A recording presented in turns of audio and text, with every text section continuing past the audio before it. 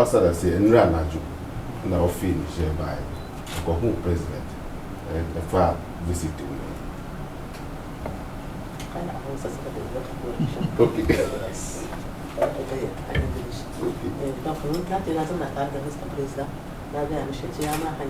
Majesty at London. She went and sat with Mr. President in discussion of this particular visit. So the president will inform her that he saw you in London. He couldn't interact with you, Christian. Oh, that's it. President actually, he said, President says you are far ahead of them. They are behind you.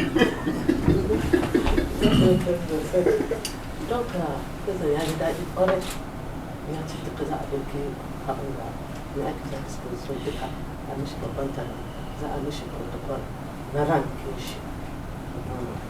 President is very happy and is going to take any disposition available in his power to welcome you at your level, your rank.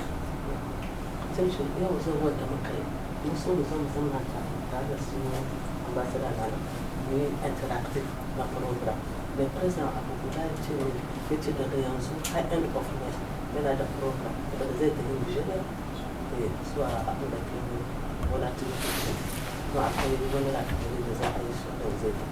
the first June at 15 June in Masala. And her coming today, we wanted to come and meet our big man so that we can sing a program together. The president has informed her that from now to the ending of this month, we have some program. But from 1st June up to 15th, it's a free time.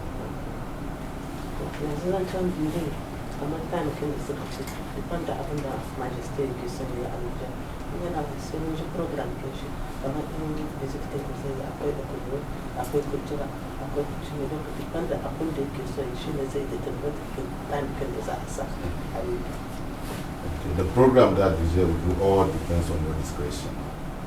Your wishes will be done.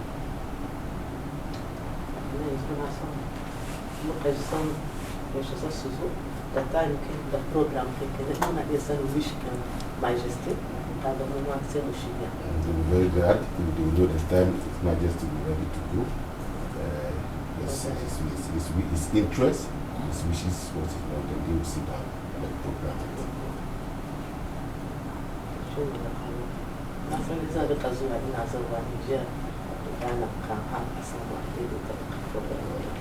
That is her mission today, and she knows very well she'll be to Ghana and Niger until we get to Niger. And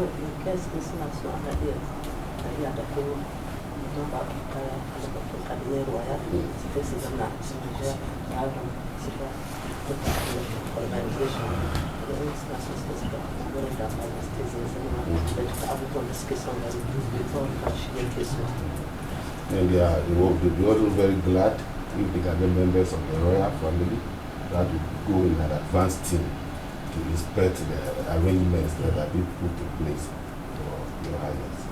Cabinet. Not your cabinet, your cabinet, yes. The royal cabinet. Thank you.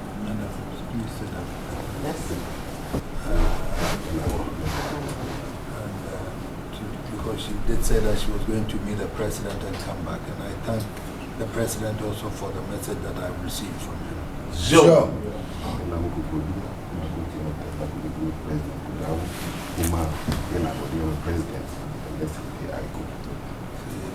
If you convey to the president that I thank him very much for this invitation, and I said to him that I will come, just for us to agree on the dates and everything. Sure. The president is sending my invitation. What I want Her Excellency and my office to do is to, because she knows Niger better than me, so she can advise them what are the interests where we can go and all that. Sure. My belief is okay. The office can see one French coffee selling here. So we would rest on her advice, but definitely we will go. So it depends. Obviously, when we go, the meeting with the president and the cabinet after that, if there are other places that they wish I would go or see, then we will go. So that can be factored into it. Sure. Definitely,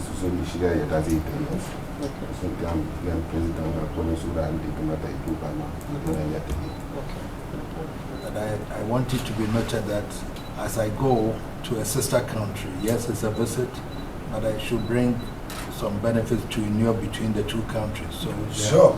any areas of investment that we can think about and collaborate with, that is also another area that I'm... Sure.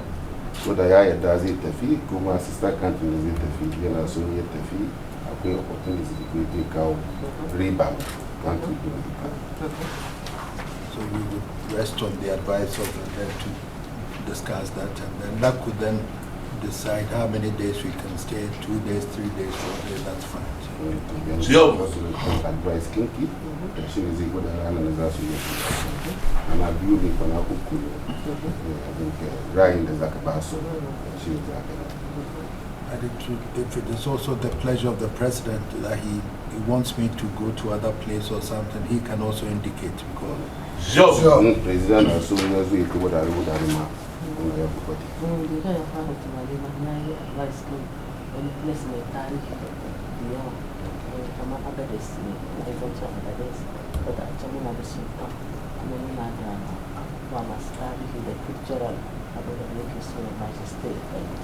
We are already planning towards 2 stages. A place called Agades, where they have the Sultan.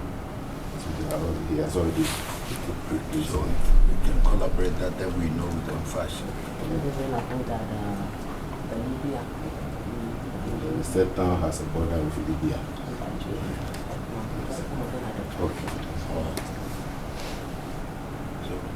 So I'll leave Her Excellency in the office to discuss, so they can fashion it out. Yeah, this is very true. The office is closed to discussions. Share program. But I'm sure the objective is for me to visit Niger, see what collaboration we can get.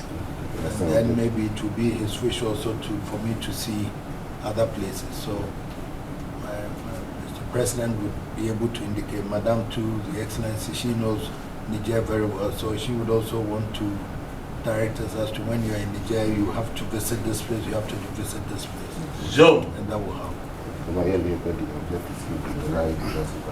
Kuma da meeting the president ya visit to kuma ya tafi.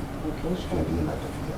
Wani za ku gwada kuma ta yi da kuma haka zai. And then we will look at the tentative from May and then to 15 June. We will look at specific days to do that. Sun duba cikin lokacin da ka gwada. Ending May zuwa 15 June. Ranar da zai yi.